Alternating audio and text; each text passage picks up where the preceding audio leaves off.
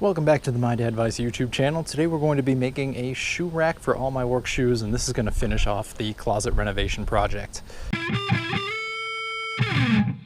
These are all the pairs of work shoes that I have. I typically don't wear the Sperry's to work anymore just because they're a little bit weathered, but I do want to include shelving that will also fit those in case I replace those with a newer pair later down the line, which I kind of intend to do. And because of the condition these are in, you can see the dogs have gotten to them. They're covered in hair. The hair is really embedded in it. That's part of the reason I'm also making this shelf, because by being in the closet, it should be in a more presentable shape all the time, and that way I won't have to worry about if I'm tracking a bunch of dog hair, which is not really a good look when you're at work. What I'm going to do to start is take all these, transfer them over to this cardboard box, and I'm going to measure the outline, and that way I have a shelf size that I know is going to fit every pair of shoes based on the bottom footprint size. From there, we're going to take that template. We have some 1/4-inch plywood. We're going to cut that down into those shelf sizes. Then we're going to make the side rails, maybe a couple trim pieces on the front to make it look a little bit nicer. Then we're going to stain it and assemble the whole thing. I'll probably state the size I end up cutting the boards to, but it's going to be a little specific to the shoes I have and the size of my feet. If you're trying to do this on your own, I would just recommend making your own template and trying to not copy directly what I'm doing. That way it's a little more specific as to the shoes you actually wear. Anyway, that's enough talking. Let's get to it.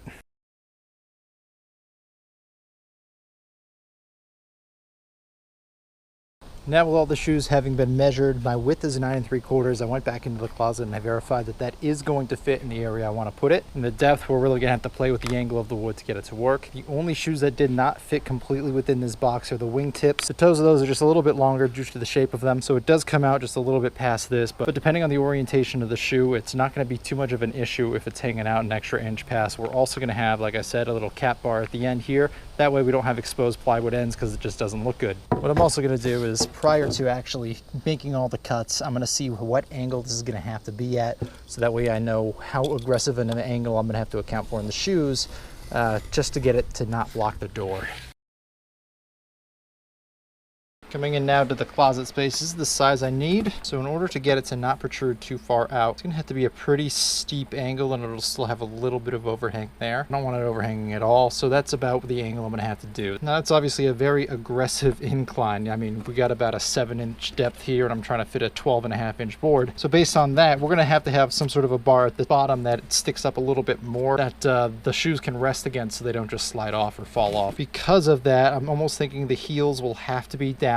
That way I'll have a nice hard edge to plant off of on the bottom. We'll also have to account for the length of the wing tips, just because if the toes are up and they're going into the wall, don't really think that's going to play out well given the angle that these are at. So I'm going to see how much they hang over, and then we're going to go from there. Looking here at the toe, you can see that it does have about a 1/4 inch of overhang. However, it doesn't touch until about back here. So that curvature should be enough that it'll raise up the touch point on the wall, whereas some of the other shoes didn't have that much curvature to them. I think this is the next largest pair I had. Yep, you can see it goes right to the edge. So we might actually be able to shave another 1/4 inch or something off of this, but I'm not super optimistic about shaving too much off. But in this case, I think every little bit is gonna help, so I'm gonna just recheck the rest of the shoes too.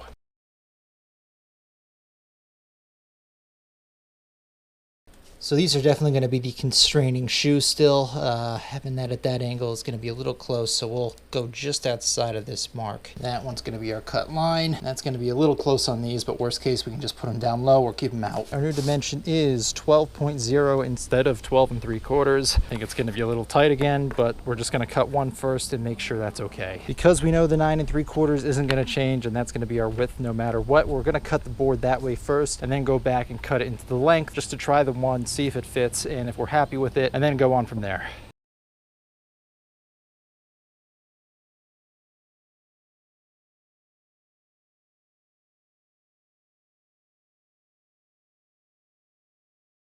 Back at the closet now, this is lined up on the edge of the board so that if I do have a cap there, it'll hold. That is going to be about the angle, and it does clear the wall. However, with the shoes sticking out, it's going to be visible, to say the least. It looks like I'll need about a 1/2 inch lip here on the bottom based on where I can grab it with my fingers. That said though, the 12-inch length does work. It does have a little bit of a gap there. If I angle it like this and I get it a little bit shorter, I could potentially take off about a 1/2 inch to 1 inch based on where these line up before the shoe hits. We're gonna go for it because it's a test piece, and that's what we said we're gonna do, because doing is sometimes better than planning and drawing and making schematics only to figure out that you got it wrong too late. Back into the closet, I trimmed it so it is now 11.5 inches. Picked up a little bit in angle, but not a ton, and that's still clear. So it looks like we're going with 11.5 inches.